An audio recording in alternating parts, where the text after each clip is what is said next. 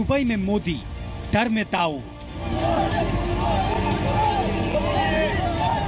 प्रधानमंत्री नरेंद्र मोदी का विमान जैसे ही लैंड हुआ, अंडरवर्ल्ड डॉन दाऊद इब्राहिम की बेचैनी बढ़ गई।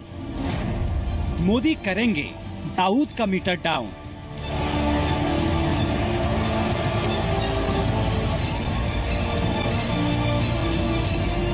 दाऊद जानता है कि भारत के प्रधानमंत्री का ये उसके खिलाफ सबसे बड़ा वार है। दाऊद के काले कारोबार पर मोदी का प्रहार। काले कारोबार के दम पर दाऊद इब्राहिम भारत के खिलाफ साजिश रचता है। उस काले कारोबार का शटर डाउन होने वाला है। दुबई में दाऊद की ऑक्सीजन होगी खत्म। प्रधानमंत्री नरेंद्र मोदी ने दाऊद इब्राहिम की ऑक्सीजन की सप्लाई काटने की पूरी तैयारी कर ली है। ये सारे काम अखबार के माध्यम से होते हैं क्या? ये चीजें अखबार में करने की है क्या? बिन लादेन के साथ अमेरिका ने प्रेस नोट लेकर के काम किया क्या? अमेरिका ने प्रेस कॉन्फ्रेंस की थे क्या कि अब हम गए हैं, हम 6 तारीख को जाएंगे, लादेन को लाएंगे, ऐसा किया था क्या? प्रधानमंत्री बनने से पहले दाऊद इब्राहिम को भारत लाने का वादा करने वाले नरेंद्र मोदी करेंगे दाऊद पर सबसे बड़ा वार। दाऊद पर मोदी का 3D वार।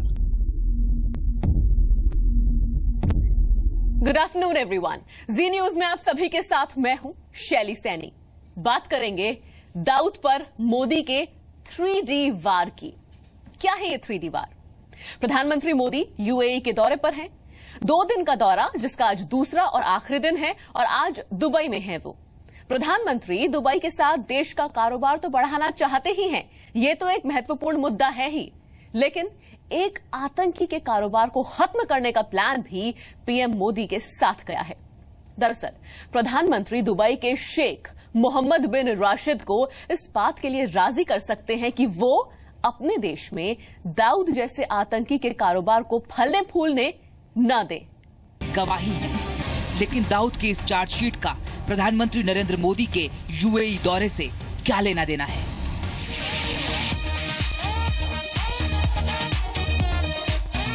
दरअसल दुबई की इसी चकाचौंध के बीच छिपा है दाऊद इब्राहिम का वो काला संसार, जिसके दम पर दाऊद ने बेतहाशा पैसा कमाया है।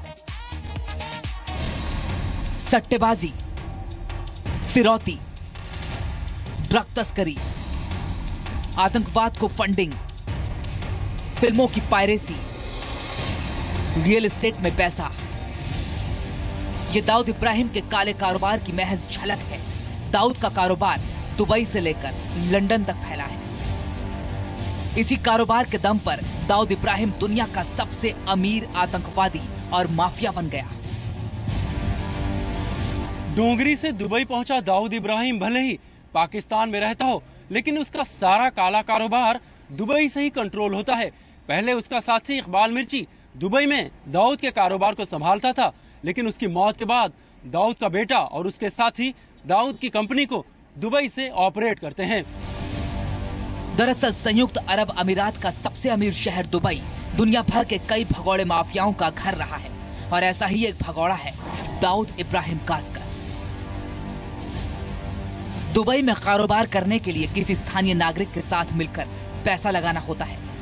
इस कारोबार में स्थानीय नागरिक की 50% हिस्सेदारी होती है। दाऊद ने नाम बदलकर ऐसे कई सारे बिजनेस में पैसा लगाया है। यूएई में दाऊद ने शॉपिंग मॉल्स, सीमेंट कंपनियों, तेल कंपनियों और रियल एस्टेट कंपनियों में पैसा लगाया है। अंडरवर्ल्ड डॉन दाऊद इब्राहिम ने अपना यह कारोबार दूसरी फ्रंट कंपनियों के जरिए बढ़ाया है, लेकिन अब भारत सरकार ने दाऊद इब्राहिम के इस काले कारोबार के खात्मे के लिए कमर कस ली है। यूएई दौरे पर पहुंचे प्रधानमंत्री यूएई के साथ आर्थिक रिश्तों की बेहतरी के अलावा दाऊद इब्राहिम पर अपने वादे को निभाने की कोशिश भी करेंगे। भारत सरकार दाऊद इब्राहिम के कारोबार पर नकेल कसने के लिए दुबई के शेख मोहम्मद बिन राशिद को राजी करना चाहती है। इसके लिए दुबई के शेख को जो सबूत सौंपे जाएंगे, उनमें अंडरवर्ल्ड और आतंकी गतिविधियों में शामिल होने के सबूत, ड्रग तस्करी और नकली नोट के कारोबार के सबूत, यूएई की बड़ी कंपनियों में नाम बदलकर पैसा लगाने के सबूत, यूएई में दाऊद की बेनामी जायदाद के बारे में सबूत शामिल होंगे। दाऊद के फैमिली का जो बिजनेस है उसके ऊपर शिकंजा कसना। दाऊद खुद कभी कभी जाता रहता है इन इलाकों में, उसके ऊपर निगरानी रखना। एक्सटॉर्शंस के बारे में बातचीत करना कि अगर कोई हिंदुस्तानी या कोई ऐसे दहशतगर्द जो पाकिस्तान के वो जहाँ छुपे हुए हैं, तो म्यूचुअल वहां से उसको वहां से हिंदुस्तान में लाना, इसकी एग्रीमेंट होगी। इन्हीं तमाम चीजों पर बहुत बड़े पैमाने पर बातचीत होगी, क्योंकि अगर इसको रोका जा सके या इसके ऊपर शिकंजा कसा जा सके तो हिंदुस्तान को बहुत ज्यादा फायदा होगा। मोदी सरकार कई मौकों पर यह साफ करती आई है कि दाऊद जैसे आतंकियों को उनके अंजाम तक पहुंचाना सरकार की प्राथमिकता में शामिल है। यह भी कहना चाहूंगा विनम्रता के साथ कि पाकिस्तान को चाहे हमें परसू करना हो, चाहे पाकिस्तान पर हमें प्रेशर बिल्डअप करना हो, हम दाऊद को लाकर ही रहेंगे। यह मैं बात विश्वास के साथ कहना चाहता हूं।